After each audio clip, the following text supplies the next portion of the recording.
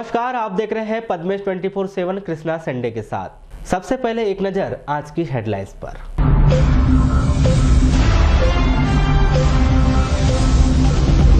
जिले में मिलावटखोरों की भरमार, 2 दिन में 12 पर हुई कार्रवाई। जिला खाद्य अधिकारी का हो सकता है निलंबन। कॉलोनाइजरों पर सख्त हुई सरकार, 21 साल पुराने नियम पर कर रही बदलाव, जनता को मिलेगी सुविधा। 11 करोड़ रुपए में दूर होगा 35 साल का इंतजार, सातनारी जलाशय की बड़ी फिर उम्मीद। भरवेली सरपंच को मिला न्यायालय से स्टे, जल्द ले सकती है प्रभार। राज्य स्तरीय फुटबॉल प्रतियोगिता, बालाघाट ने दी जबलपुर को करारी शिकस्त। जिले भर में मनाया गया शिक्षक दिवस, याद किए गए देश के पूर्व राष्ट्रपति डॉक्टर सर्वपल्ली राधाकृष्णन। अब समाचार विस्तार से। महज 3 दिन की कार्रवाई और 12 खाद्य प्रतिष्ठान के तालाबंदी की कार्रवाई, जिसके बाद हर किसी के जहन में सवाल उठने लगा है कि क्या बालाघाट जिले में हर खाद्य सामग्री अमानक स्तर की बेची जा रही है या मिलावटखोरी का खेल जमकर चल रहा है। तो अब तक खाद्य विभाग का अमला क्या कर रहा था? क्या हर दुकान से उसकी सेटिंग है? सब कुछ खाद्य विभाग की सह पर चल रहा था। तभी तो खाद्य विभाग की टीम ने महीना भर तक दुकानों की खाक छानी और कुछ नहीं निकला। भला हो जिला कलेक्टर दीपक आर्य का, जिन्होंने खाद्य विभाग की जालसाजी को बड़ी जल्दी भांप लिया और जिला प्रशासन की टीम को इस काम में लगा दिया। महज कुछ ही देर में जिला प्रशासन की टीम ने ऐसे परिणाम सामने दिए कि पूरे जिले की पैरों तले जमीन खिसक गई। हर किसी की भौहें तन गई कि कैसे खाद्य सामग्री हम लोग खा रहे हैं। चलिए बताते हैं आपको पूरी कार्रवाई का ब्यौरा। 5 सितंबर को जिला प्रशासन की इस टीम का पड़ाव था शहर का इतवारीगंज बाजार। जैसे ही टीम यहां पहुंची, मानो फल विक्रेताओं का ब्लड प्रेशर 7वें आसमान पर पहुंच गया। हर कोई अपने आप को बचाने की जुगत में गिर गया, लेकिन जब तक वे कुछ समझ पाते काफी देर हो चुकी थी। जिला प्रशासन की इस चतुर और मुस्तैद टीम ने अशोक फ्रूट्स कंपनी में छापामार कार्रवाई की गई। इस कंपनी में एथिलीन गैस के 72 कैन को जब्त किए गए। इस फ्रूट्स कंपनी के द्वारा जिले भर में फल का व्यवसाय किया जाता है और कंपनी संचालक के द्वारा कच्चे फलों में एथेन का स्प्रे कर फलों को पकाए जाने का कार्य किया जाता है। निरीक्षण के दौरान कूलिंग चेंबर में फफूंद लगे फल भी पाए गए। खाद्य सुरक्षा एवं नगरपालिका टीम के द्वारा अशोक फ्रूट्स कंपनी के निरीक्षण में संबंधित विभाग के द्वारा जारी नियमों के आधार पर वैध नहीं पाए जाने के कारण फ्रूट्स कंपनी के कूलिंग चेंबर को सील कर दिया गया है। अशोक फ्रूट्स की दुकान से चंद कदम चलकर जिला प्रशासन की team ward number 29 Jayprakash colony में लक्ष्मी चंद इंडस्ट्रीज में छापामार कार्रवाई के दौरान चाय के डिस्पोजल बनाने का कार्य को देखा गया। डिस्पोजल बनाने में नियम के विरुद्ध उपयोग किए जाने वाली पॉलीथीन को जब्त किया गया। कारखाने में 9 क्विंटल डिस्पोजल को जब्त कर उसे सीज किया गया है। इसी कड़ी में जयप्रकाश कॉलोनी में ही मित्तल चिल्ड आरओ वाटर के नाम से संचालित आरओ वाटर सेंटर में टीम के द्वारा निरीक्षण करने पर आरओ वाटर सेंटर चलाने का लाइसेंस नहीं पाया गया और नगर पालिका के द्वारा एनओसी नहीं ली गई थी। उपस्थित अधिकारियों के द्वारा मित्तल आरओ सेंटर के संचालक से आरओ वाटर के लिए खाद्य पंजीयन व लाइसेंस की जानकारी पूछे जाने पर नहीं होना बताया गया। इस पर अवैध रूप से संचालित मित्तल आरओ वाटर प्लांट को सीज कर दिया गया है। अभी आरओ प्लांट में कार्रवाई पूरी नहीं हुई थी कि जिला प्रशासन के सामने एक और बड़ी दुविधा खड़ी हो गई और उसके हाथ ऐसी खाद्य सामग्री लग गई जो मिलावट के तौर पर बनाई जा रही थी और सीधे सीधे कैंसर को आमंत्रण देने वाला बताया गया। खाद्य सुरक्षा अधिनियम की टीम ने छापामार कार्रवाई करते हुए अवैध रूप से संचालित तंबाकू संबंधी उपकरण और पैकेट तैयार करने के विराट तंबाकू शान प्रोटेक्ट फर्म के संचालक से दस्तावेज की मांग करने पर विराट तंबाकू शान प्रोटेक्ट फर्म के संचालक के द्वारा कोई भी दस्तावेज नहीं बताया गया, जिस पर शान प्रोटेक्ट फर्म के तंबाकू तैयार करने के उपकरण सहित कारखाने को सीज करने की कार्रवाई की गई है। जिले में धड़ल्ले से चल रहे आरओ वाटर सेंटर के ऊपर टीम के द्वारा छापामार कार्रवाई की गई है। इस छापामार कार्रवाई में नगरपालिका बस स्टैंड में संचालित कराची आरओ वाटर सेंटर में टीम के द्वारा छापामार कार्रवाई की गई। इस कार्रवाई में कराची आरओ वाटर सेंटर के संचालक का लाइसेंस निरस्त कर सीज करने की कार्रवाई की गई। मुख्य नगर पालिका अधिकारी वाघभारे ने तत्काल आरओ सेंटर को डिसमेंटल करने और इसी दौरान नगर पालिका पुराने बस स्टैंड की बिल्डिंग में पवार फोटोकॉपी को भी सीज करने की कार्रवाई की गई, जो अवैध रूप से संचालित हो रही थी। इसी कड़ी में बूढ़ी पानी टंकी के सामने मां आरओ वाटर सप्लायर में टीम के द्वारा निरीक्षण किया गया। निरीक्षण के दौरान आरओ वाटर सेंटर के संचालक के द्वारा घरेलू बोर से पानी आरओ वाटर सेंटर को संचालित करने का पाया गया, जिसको संचालित करने के लिए कमर्शियल बोर का उपयोग करना होता है। संचालक के पास संबंधित विभाग से व नगर पालिका के द्वारा दी गई अनुमति के किसी भी प्रकार के दस्तावेज प्रस्तुत नहीं किए जाने पर मां आरओ वाटर सप्लायर को सीज करने की कार्रवाई की गई। आज जो हमने पूरी कार्यवाही की है वो पूरा जयप्रकाश मोहल्ला फल मंडी में मिलाकर कार्यवाही की है। हमने लगभग 5 जगह छापे मारे हैं। इसमें से 2 जगह हमने फल मंडी को सीज किया है, क्योंकि इनके पास उसका लाइसेंस नहीं है खाद्य विभाग का उसको प्रोसेस करने का, और जिस तरीके से वो प्रोसेस कर रहे हैं उसको नेचुरल वे में उसको कर नहीं रहे हैं, उसको बाय गैस कर रहे हैं, जिसके लिए लाइसेंस चाहिए रहता है। और अभी तो एक्चुअली में बैन है, अपने को प्राकृतिक रूप से ही उनको फलों को पकाना चाहिए। इस आधार पर इनको अपन ने दोनों फल मंडियों को सीज किया है। इसके बाद हमने एक आरओ प्लांट, जो Jain RO plant Jayprakash colony का, उसको सीज किया है। उनके पास भी आरओ प्लांट लगाने के लिए जो लाइसेंस होता है वो लाइसेंस उनके पास नहीं पाया गया। आवासीय में उन्होंने आरओ का प्लांट डाला हुआ है, इस आधार पर उसको सीज किया है।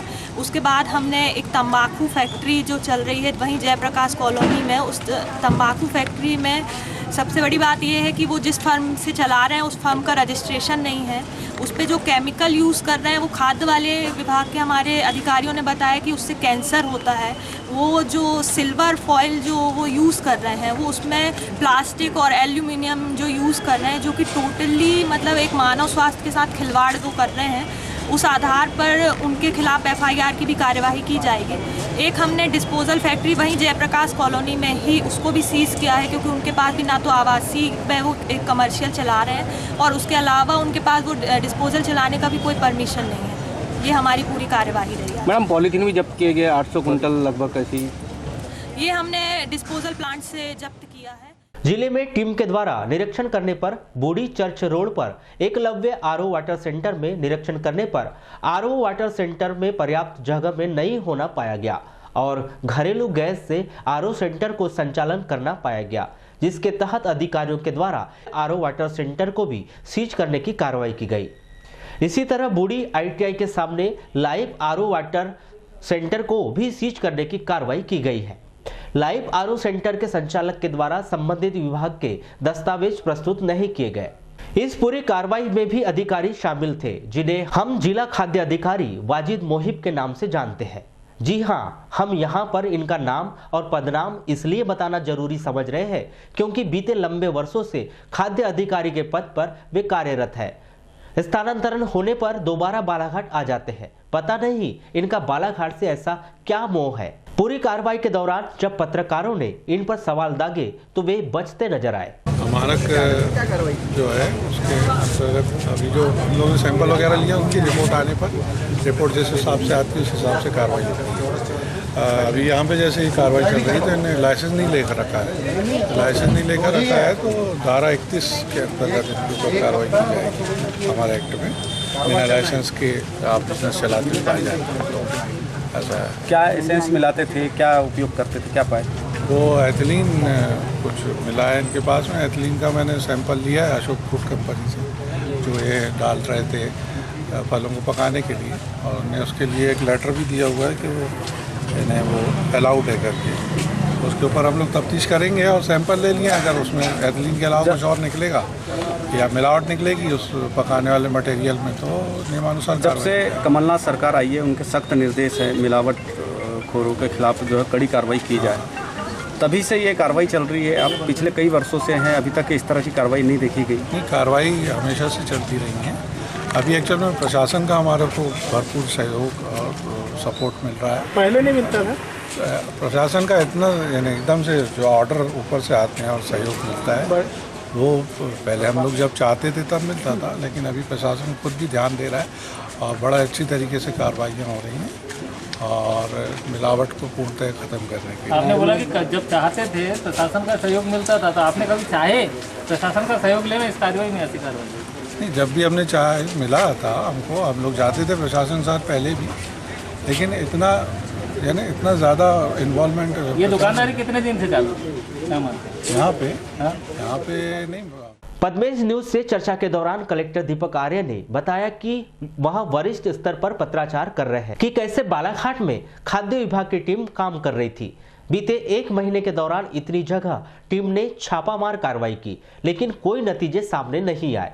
वहीं जिला प्रशासन की टीम ने महज 3 दिनों के भीतर ही अप्रत्याशित और सभी को चौंका देने वाले परिणाम सामने लाए हैं, जिससे जिले की जनता की सेहत के साथ खिलवाड़ हो रहा था। जिला मुख्यालय से लगी हुई भरवेली पंचायत के पूर्व सरपंच किरण मरस्कोले को न्यायालय ने राहत देते हुए पद पर यथावत बने रहने का स्टे दे दिया है।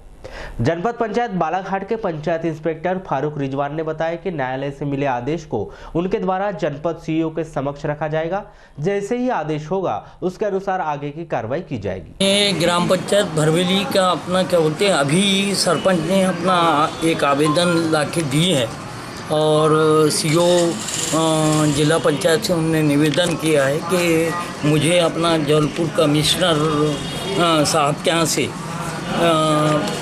पुनः बहाल के लिए आदेश किया गया है। क्योंकि इस संबंध में हमें आवेदन प्राप्त हुआ है और ये हम इसके निराकरण के लिए सीईओ मैडम को ज़िला पंचायत भेजेंगे।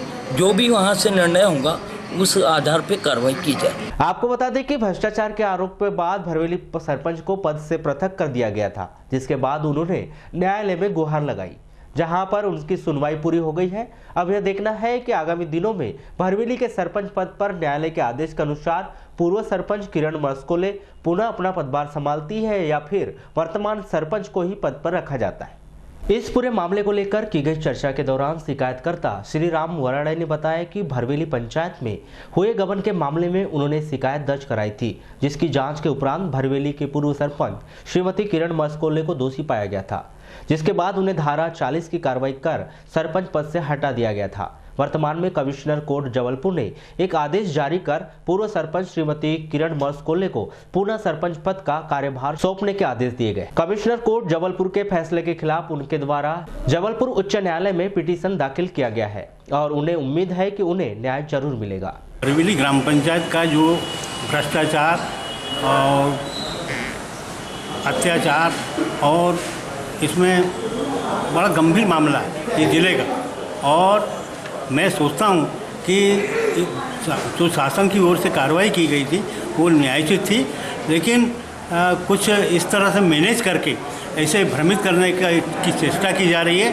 और हमने इस पर अग्रिम वैधिक कार्रवाई की हुई है और अपील लगाई हुई है और मुझे भरोसा है कि इसमें हमें न्याय मिलेगा और इसमें निश्चित ही जो दोषी लोग हैं और वो दंडित होंगे और वो वसूली भी भरनी पड़ेगी। और भी बहुत से मामले उनके सरपंच कार्यकाल के लंबित हैं जिसमें बहुत कड़े।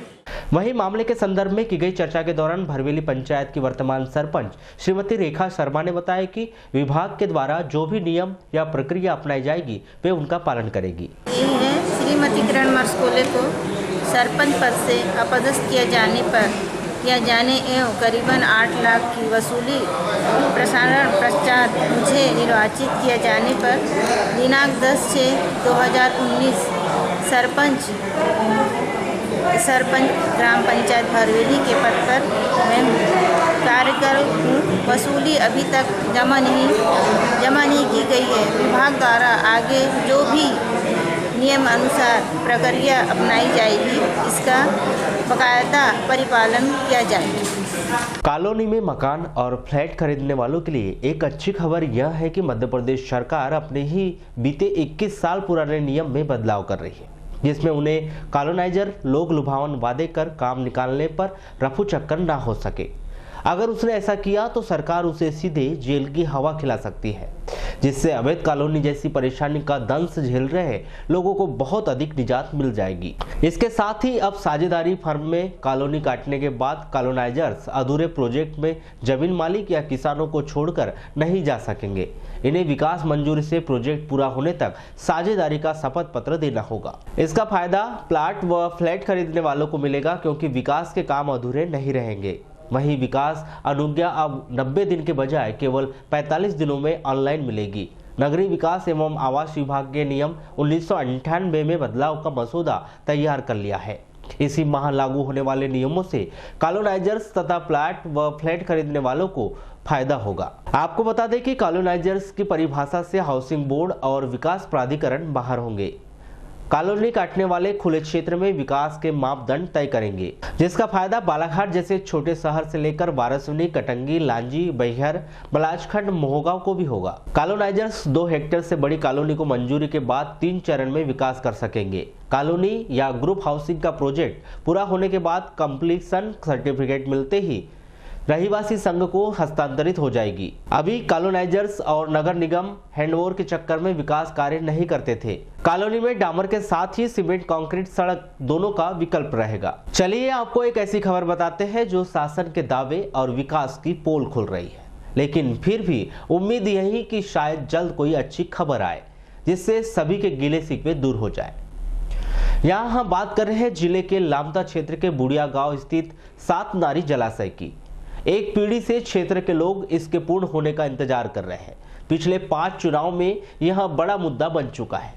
हर जनप्रतिनिधि नामांकन से लेकर निर्वाचन तक यही वादा करता दिखाई देता है कि वह सात नारी को पूर्ण करवा देगा, लेकिन ऐसा होता नहीं है, जिसकी एक बार फिर उम्मीदें बंधी है। लेकिन इसके लिए भी अभी शासन प्रशासन को बड़ी कीमत चुकानी पड़ना तय है। लगातार अकाल की मार झेल रहे हैं और एक फसल बमुश्किल उत्पादन करने वाले लामता क्षेत्र के आधा दर्जन गांव में सिंचाई की व्यवस्था उपलब्ध करवाने के लिए सिंचाई विभाग ने लामता से कुछ दूर स्थित 7 पहाड़ियों से घिरे हुए स्थान पर जलाशय बनाने की योजना बनाई। लगभग जलाशय का पूरा स्वरूप दे दिया गया, लेकिन सिंचाई विभाग की राह का रोड़ा बना वन विभाग और यह मामला अटक गया फाइलों में। उस समय के जवान अब के बुजुर्ग हो चुके हैं, जो लगातार सुनते आ रहे हैं कि सात नारी जल्द पूर्ण होगा और उसे सिंचाई के लिए भी पानी मिलेगा, लेकिन अब वह भी बोलते हैं कि कब पूर्ण होगा या उन्हें पता नहीं। चलिए हम पहेलियां नहीं बुझाते, सीधे मुद्दे की बात करते हैं। जल संसाधन विभाग के कार्यपालन यंत्री SS गहरवार बताते हैं कि सात नारी जलाशय निर्माण कार्य की फाइल वन विभाग से होते हुए प्रदेश सरकार के आला अधिकारियों के समक्ष पहुंच चुकी है। 56 हेक्टेयर वन भूमि के लिए करीब 8 करोड़ रुपए मुआवजा वन विभाग को सिंचाई विभाग की ओर से दिया जाएगा। इसके अलावा 3 करोड़ रुपया जलाशय निर्माण के साथ साथ किसानों के खेतों तक पानी प्रदाय करने के लिए माइनर नहर बनाने के लिए लगेगा। पूरा का पूरा खाका तैयार कर उनके द्वारा शासन को सौंप दिया गया है।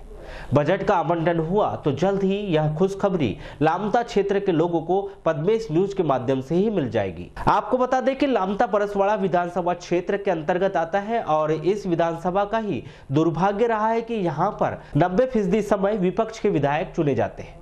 जनता ने इस बात को ध्यान में रखते हुए वर्ष 2018 में भाजपा के दावे पर भरोसा करते हुए परसवाड़ा में कमल भी खिलाया, लेकिन 10 वर्ष की सरकार के दौरान सात नारी के लिए जैसे उस शिद्दत से काम नहीं किया गया। लेकिन 10 वर्ष की सरकार के दौरान सात नारी के लिए उस शिद्दत से काम नहीं किया गया हो, जिस कारण आज फिर सात नारी की फाइलें राजधानी के आला अधिकारियों के पास अटक रही या भटक रही है। उम्मीद एक बार फिर कि शायद लामता क्षेत्र के टांकाबर्रा, बुढ़िया गांव, मोतेगांव, मोरिया सहित अन्य गांवों को सिंचाई के लिए पानी मिल सके तो बेरोजगारी के लिए रोजगारों के साधन उपलब्ध हो सके।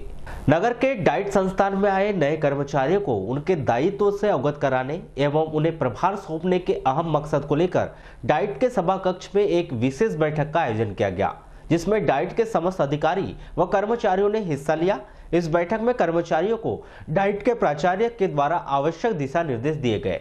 इस बैठक के संदर्भ में डाइट के प्राचार्य PR मेश्राम ने बताया कि डाइट की व्यवस्थाओं एवं नए कर्मचारियों को प्रभार देने के मकसद को लेकर यह बैठक का आयोजन किया गया है। संस्थागत व्यवस्था के संबंध में है, जिसमें अभी कुछ लोग नए आए हैं, कुछ लोग यहाँ से ट्रांसफर हुए हैं, भाड़ा वगैरह बदलना है, तो उसको चर्चा करके व्यवस्था को बनाना है।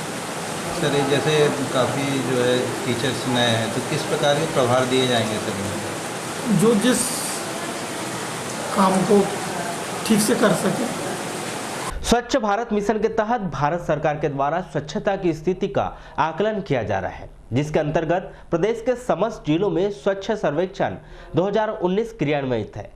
इस सर्वेक्षण को लेकर जिला पंचायत के निर्देशों के तहत जिले में सर्वेक्षण का कार्य स्वच्छ भारत मिशन के द्वारा किया जा रहा है, जिसमें शहरी एवं ग्रामीण क्षेत्रों में निवास करने वाले लोगों से जिला कितना स्वच्छ है इस संदर्भ में फीडबैक लिया जा रहा है, ताकि शासन स्तर पर बालाघाट की स्वच्छता का स्तर का आकलन हो सके। इस संदर्भ में स्वच्छ भारत मिशन की जिला समन्वयक सीमा पटले के द्वारा आवश्यक जानकारी दी गई। स्वच्छ सर्वेक्षण सर, स्वच्छ सर्वेक्षण जो है इसमें 35% फीडबैक पे दिया जा रहा है। फीडबैक मतलब ये सिटीजन का फीडबैक, जो कि शहरी क्षेत्र और ग्रामीण क्षेत्र में जो परिवार निवासरत हैं उनके माध्यम से ये एक ऐप के द्वारा जो है फीडबैक दर्ज किया जा रहा है। इसमें एक टोल फ्री कॉलिंग का भी नंबर है और दूसरा जो है 2 MB का एक ऐप है छोटा सा, जिसके माध्यम से हर व्यक्ति जिसके पास में स्मार्टफोन है वो भी अपना फीडबैक दर्ज करा सकते हैं और जिनके पास में सिंपल कॉलिंग वाला फ़ोन है वो भी अपना फीडबैक दर्ज करा सकते हैं। फीडबैक का देने का मुख्य उद्देश्य ये है कि यहाँ पे जो पिछले समय से लेकर के अब तक के स्वच्छ भारत मिशन के बारे में सभी लोग जानते हैं और स्वच्छ भारत मिशन में जो भी कार्य किए गए हैं उसके संबंध में ये स्वच्छ सर्वेक्षण किया जा रहा है। और स्वच्छ सर्वेक्षण के बारे में जो 35% का जो एक रेशो दिया गया है कि 35% आपका सिटीजन फीडबैक कि भाई स्वच्छ भारत मिशन के बारे में हम क्या जानते हैं, कितना परिवर्तन हमारे अंदर आया है, वो सारे क्वेश्चन उसमें समाहित। 5 सितंबर को भारत के पहले पूर्व उपराष्ट्रपति और दूसरे पूर्व राष्ट्रपति डॉक्टर सर्वपल्ली राधाकृष्णन जी के जन्म दिवस को शिक्षक दिवस के रूप में मनाया जाता है। इस अवसर पर जिले भर के स्कूलों में विधिवत तौर पर शिक्षक दिवस का आयोजन किया गया। इस दौरान छात्रों ने परंपरागत तरीके से गुरुजनों का स्वागत और सम्मान किया।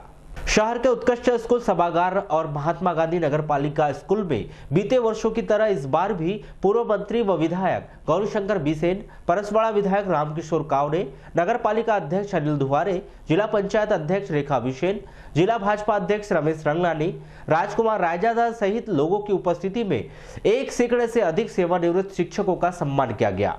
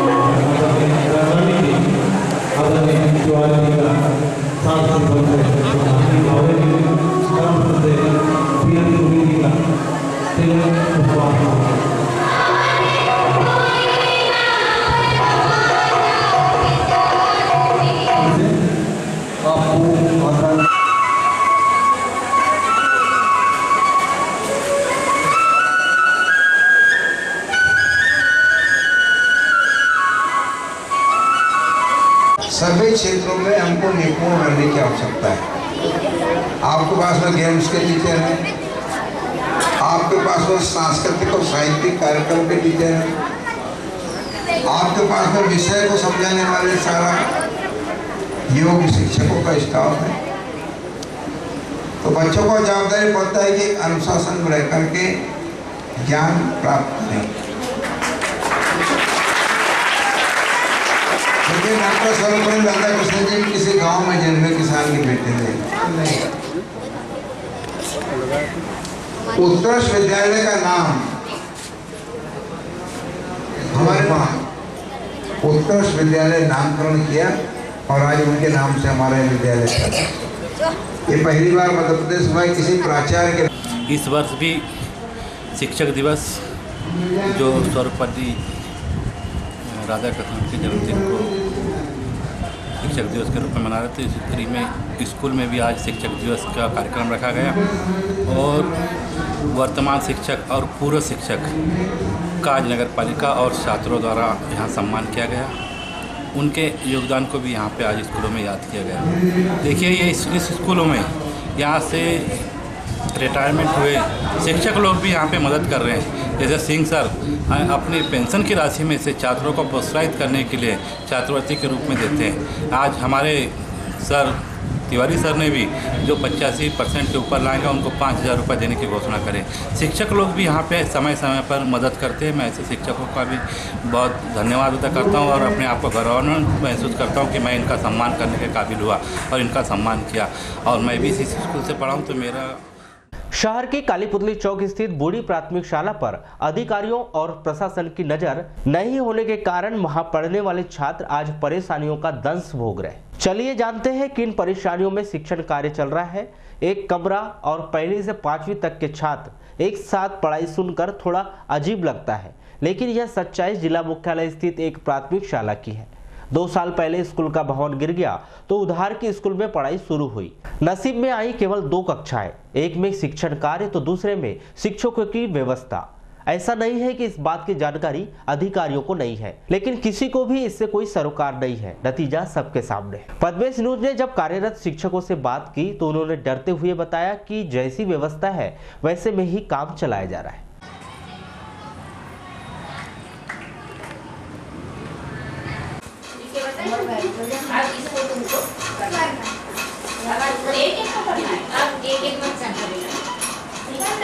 संख्या को सही लिखना चाहिए। ये कौन सी संख्या लिखे तुमने? ये कौन सी संख्या लिखे? वो लिखे 100। ठीक है, ठीक है। अच्छा, जोड़ना कहाँ से?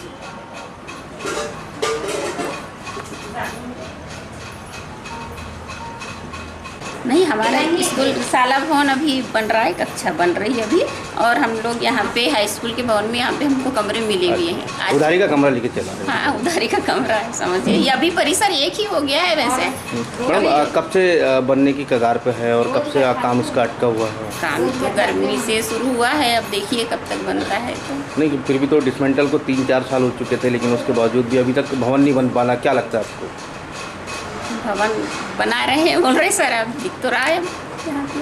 फिर भी और कितना इंतजार करना पड़ेगा आप लोग को अपने भवन अभी में? हमको तो लग रहा है कि भाई कम से कम साल भर से तो ज़्यादा ही लगेगा। रफ्तार बहुत कम लग रही है। बालाघाट नगर जो है हमारा, ये जो हमारा कॉलेज है जटाशंकर त्रिवेदी, उसके साइड में संचालित हो रहा है।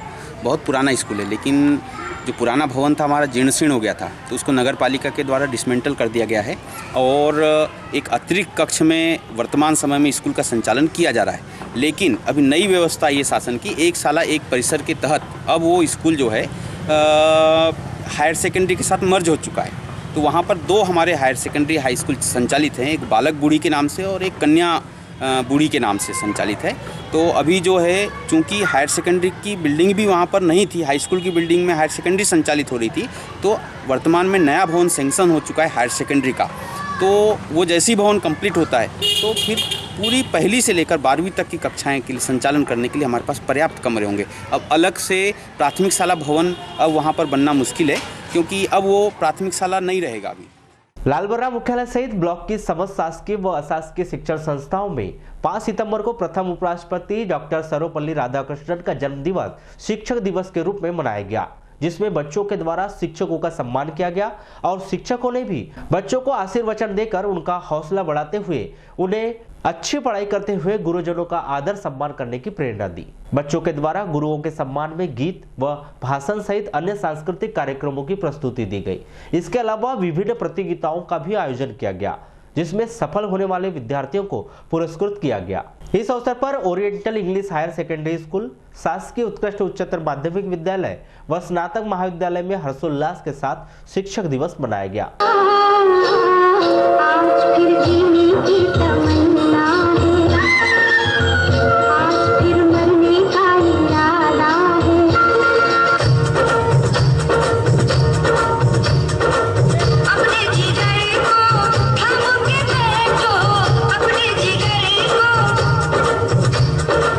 अपने जिगर को थाम के बैठो,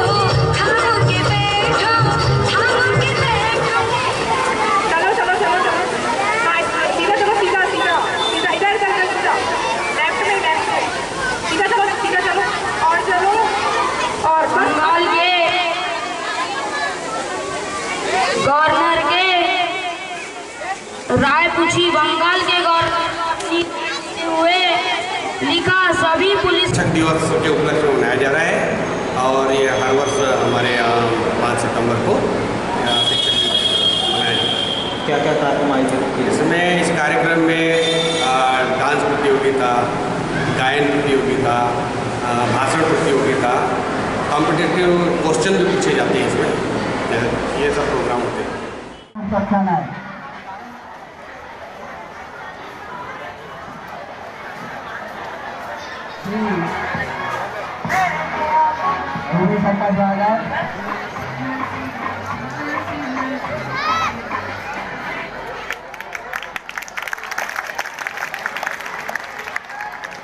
ये 5 सितंबर के उपलक्ष्य में शिक्षक सम्मान समारोह का आयोजन कृषि विद्यालय लालबर्रा द्वारा किया गया है, जिसमें विद्यालय के सभी छात्र छात्राएं अपने शिक्षकों का सम्मान कर रहे हैं और साथ ही विद्यालय एवं शिक्षकों की ओर से आदरणीय श्री SR राहंगडाले जी, भूतपूर्व प्राचार्य शासकीय कृषि विद्यालय कटंगी और शासकीय माध्यमिक शाला बकोड़ा के रिटायर्ड जो हेडमास्टर हैं श्रद्धेय श्री MR पटले सर, इनको हमने मुख्य अतिथि के रूप में यहाँ पर आमंत्रित किया है।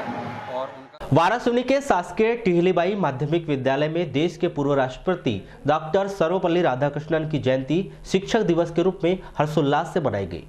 इस अवसर पर छात्र छात्राओं के द्वारा सांस्कृतिक कार्यक्रम प्रारंभ हुआ, जिसमें छात्र छात्राओं के द्वारा गीत, भाषण, नाटक व नृत्य की प्रस्तुति दी गई। कार्यक्रम को संबोधित करते हुए प्राचार्य शिक्षकों ने कहा कि शिक्षा अपनी लगनशीलता व कर्तव्यपरायण जनता से छात्रों की प्रतिभाओं को उजागर करने में अहम भूमिका निभाती है। आयोजन के दौरान विद्यार्थियों के द्वारा शिक्षकों का सम्मान कर सांस्कृतिक कार्यक्रम की मनमोहक प्रस्तुति दी गई। इस अवसर पर शिक्षक शिक्षिकाएं विद्यार्थीगण मौजूद रहे। से स्वागत करते चाहिए। पहचान करा दे, आपकी आपसे पहचान करा दे, तलाश दे हीरे की तरह हमें दुनिया के रास्तों पर। जिसने 96% लेकर साला को गौरवान्वित किया। दिलो जान तक सुनाई देना चाहिए। इसीलिए आप सभी लोग बनता है वीरों का निर्माण, जो करता है वीरों का निर्माण, जो बनाता है इंसान को इंसान, ऐसे गुरु को हम करते हैं प्रणाम। सर, आज क्या कार्यक्रम मनाया गया? आज 5 सितंबर डॉक्टर सर्वपल्ली राधाकृष्णन की जन्मदिवस के उपलक्ष्य में पूरे देश में शिक्षक दिवस कार्यक्रम मनाया जा रहा है। उसी उपलक्ष्य में हमारे विद्यालय में भी बच्चों ने शिक्षकों के सम्मान के लिए शिक्षक दिवस का कार्यक्रम का आयोजन किया है, जिसके तहत हमारी शाला में शिक्षक दिवस चल रहा है। आज शिक्षक दिवस के कार्यक्रम की तैयारी हुई, जिसके कारण शिक्षक कार्य नहीं हो पाया है और शासन ने एक निर्देश जारी किया हुआ था कि आज शिक्षक दिवस का ही कार्यक्रम आयोजित किया जाए। अच्छा, इसी के तहत किया गया है। ये जो कार्यक्रम है हमारे द्वितीय राष्ट्रपति डॉक्टर सर्वपल्ली राधाकृष्णन के जन्मदिवस में मनाया जाता है। शिक्षक दिवस के अवसर पर मध्य प्रदेश के शिक्षा विभाग में अध्यापक संवर्ग के राज्य स्कूल शिक्षा सेवक वर्ग में नियुक्त नारा शिक्षकों ने रैली निकाली, विरोध जताया और मुख्यमंत्री के नाम ज्ञापन सौंपा। आजाद अध्यापक संघ के जिलाध्यक्ष आशीष बिसेन ने बताया कि 1 जुलाई 2018 से 7वां वेतनमान के भुगतान के आदेश पारित किए जाए, शिक्षकों की लंबित मांगे को त्वरित निराकरण किया जाए, विगत वर्षों में मृत अध्यापक संवर्ग के पीड़ित परिवार सदस्यों को अनुकंपा नियुक्ति का लाभ दिया जाए, नियमों में डीएड, बीएड की अनिवार्यता सहित अन्य मांगों को लेकर अध्यापक संवर्ग ने जिला शिक्षा अधिकारी RK लटारी को ज्ञापन सौंपा। इस दौरान बड़ी संख्या में अध्यापक संवर्ग के सदस्य अध्यापक उपस्थित थे। शिक्षकों की जो लंबित समस्याएं हैं, 7वें वेतनमान की समस्याएं हैं, जो हमारे कुछ साथी राज्य शिक्षा सेवा के अंतर्गत अभी तक के जिनकी नियुक्ति नहीं हो पाई है स्कूल शिक्षा विभाग में, उनकी समस्या है कि उनके नियुक्ति के आदेश शीघ्र जारी किए जाएं। अनुकंपा नियुक्ति के कई मामले लंबित हैं, उनमें नियुक्ति नहीं हो पा रही है और अनुकंपा नियुक्ति के नियमों में जो है शिथिलता नहीं की जा रही है। उसके बारे में हम चाहते हैं कि नियमों में शिथिलता हो। और भी हमारी जैसे समस्याएं हैं कि जो जिले स्तर की हमारी समस्याएं हैं, जो हम माननीय जिला शिक्षा अधिकारी महोदय को अवगत कराना चाहते हैं कि जो क्रमोन्नति होती है 12 वर्ष उपरांत, जिसमें हमको क्रमोन्नत वेतनमान मिलता है, उसके आदेश 1 साल बीत जाने के बाद भी नहीं हुए, जिनको 2018 में क्रमोन्नति लगना था।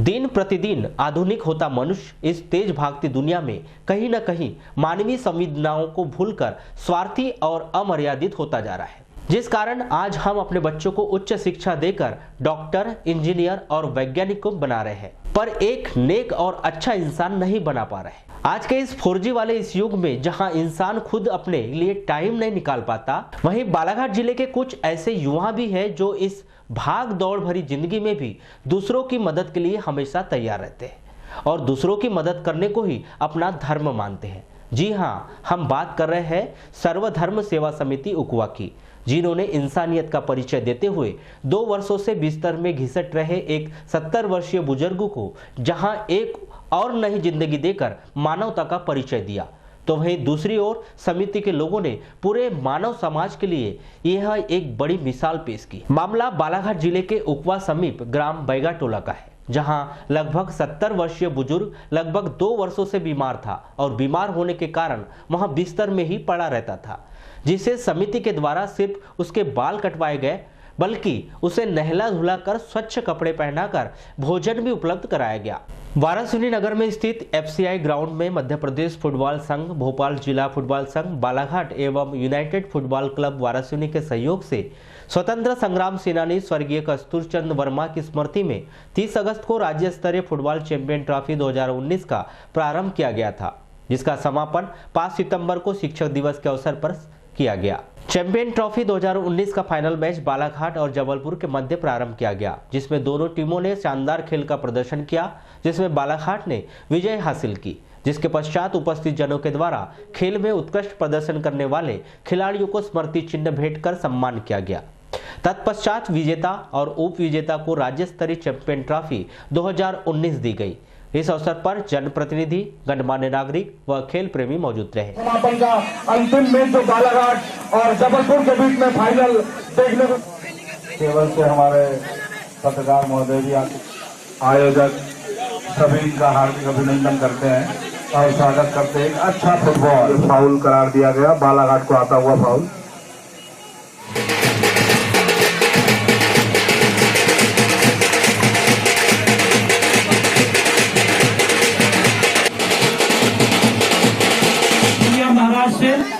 एक कोच है इस टीम के, जिनकी टीम की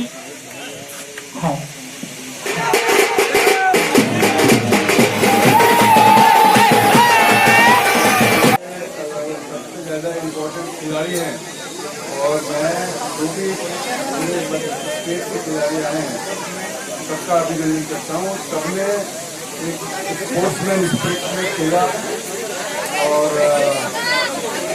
वाराणसी शहर में कस्तूरचंद वर्मा थे, 17 साल प्रेसिडेंट रहे यहाँ के और उन्होंने महत्वपूर्ण काम किए वाराणसी शहर के लिए। उनका नाम अमर रहे और स्पोर्ट्स के लिए भी उन्होंने बहुत काम किया। मैं सबसे आभारी हूँ त्रिलोक चंद कोचर, जो इस समय हार्ट के प्रॉब्लम से इस समय बॉम्बे में है। रानी दुर्गावती महिला मंडल ने शिक्षक दिवस मनाया। इसमें समाज के सभी शिक्षकों को, मातृशक्तियों को श्रीफल से सम्मानित किया गया। इस अवसर पर गोंडवाना छात्र भवन बूढ़ी में आयोजित कार्यक्रम में मुख्य रूप से हिरासन उइके ने संबोधित किया और समाज के सभी शिक्षकों को सम्मानित किया, जिसमें रमा टेकाम, अनीता धुर्वे, पांचो धुर्वे, रामप्यारी उइके सहित अन्य शिक्षक उपस्थित थे। गुरु शिष्य परंपरा भारत की संस्कृति का एक अहम और पवित्र हिस्सा है।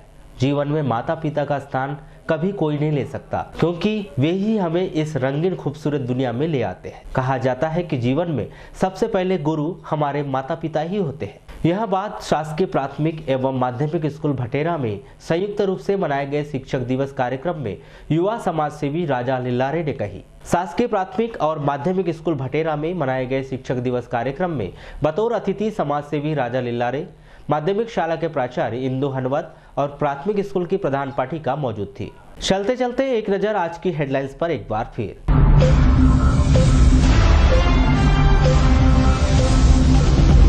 जिले में मिलावटखोरों की भरमार, 2 दिन में 12 पर हुई कार्रवाई। जिला खाद्य अधिकारी का हो सकता है निलंबन। कॉलोनाइजरों पर सख्त हुई सरकार, 21 साल पुराने नियम पर कर रही बदलाव, जनता को मिलेगी सुविधा। 11 करोड़ रुपए में दूर होगा 35 साल का इंतजार। सातनारी जलाशय की बड़ी फिर उम्मीद। भरवेली सरपंच को मिला न्यायालय से स्टे, जल्द ले सकती है प्रभार। राज्य स्तरीय फुटबॉल प्रतियोगिता, बालाघाट ने दी जबलपुर को करारी शिकस्त। जिले भर में मनाया गया शिक्षक दिवस, याद किए गए देश के पूर्व राष्ट्रपति डॉक्टर सर्वपल्ली राधाकृष्णन। तो पद्मेश 24/7 में बस इतना ही, और कुछ समाचारों के साथ आपसे फिर मुलाकात होगी। तब तक के लिए दीजिए इजाजत। नमस्कार।